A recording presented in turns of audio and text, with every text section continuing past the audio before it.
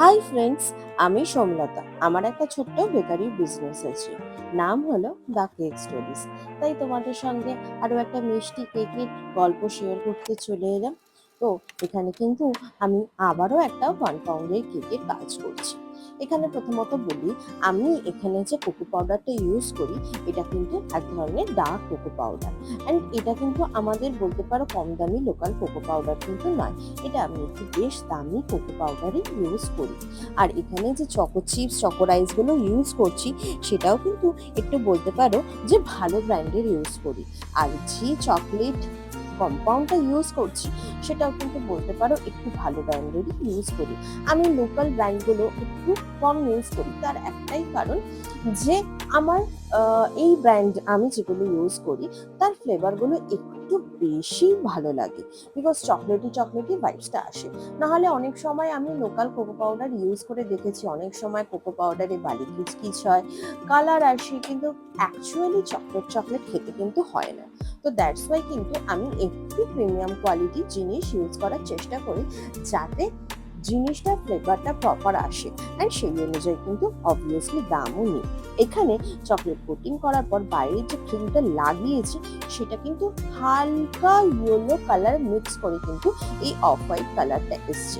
এটা কিন্তু প্রপারলি হোয়াইটও নয়, প্রপারলি আবার ইয়েলোও নয়, দুটোর মাঝামাঝি একটু অফ হোয়াইট কালার।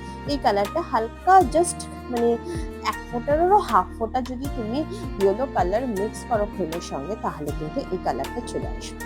এটা বলতে পারে নিউড শেডের মধ্যেই করা। আর খুব সুন্দর করে কিন্তু এখানে নজল ওয়ার্ক করেছি, সেটা উপরের দিকে হোক বা নিচের দিকে হোক। আর তোমরা এখানে দেখতেই পাবে যে আগের দিন বিকেলবেলা কেকটা তৈরি করেছি, পরের দিন কিন্তু আমি সকালবেলার দিকে কেকটা ফাইনাল ফিনিশিং দিয়ে কিন্তু কেকটা ডেলিভারিতে পাঠিয়েছি। অ্যান্ড কেকটা কতটা সুন্দর লাগছে, মানে এখন হয়তো লাইটে একটু বেশি ইয়েলো লাগছে, তা কিন্তু পুরোপুরি লাগছে না। আর আরেক ধরনের নজেল দিয়ে কিন্তু বডির মধ্যেও কাজ করেছি। এই কেকগুলোতে বলতে পারো ক্রিমের ব্যবহার একটু বেশি হয়। এটা কিন্তু প্রপারলি ভিক্টোরিয়া থিম কেক। আর এখানে যে নাম লেখাটা, সেটাও কিন্তু আমি একটা নতুন টেকনিকে করেছি। যে কালারের ক্রিম দিয়ে আমি পুরো কাজটা করেছি, সেখানে আমি প্রথমে সেটা দিয়েই হ্যাপি বার্থডে লেখাটা লিখেছি, তার উপরে একটা অন্য কালার দিয়ে কিন্তু হ্যাপি বার্থডেটা লিখেছি। আর এটা কিন্তু কার্সিভ হ্যান্ড রাইটিং এ করা, তাতে জিনিসটার ডেপথ খুব সুন্দর হয়, দেখতেও খুব সুন্দর লাগে। আর সুন্দর সুন্দর হার্টও কিন্তু আমি তৈরি করে দিয়েছি, তার সঙ্গে কিন্তু ফন্ডেন্টের ওপর নাম লিখেও দিয়েছি।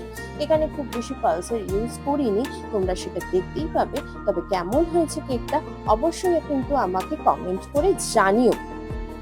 আর যদি তোমাদের মনে হয় যে তোমরা অর্ডার করবে, তাহলে কিন্তু আমাকে ইনবক্স করতে পারো।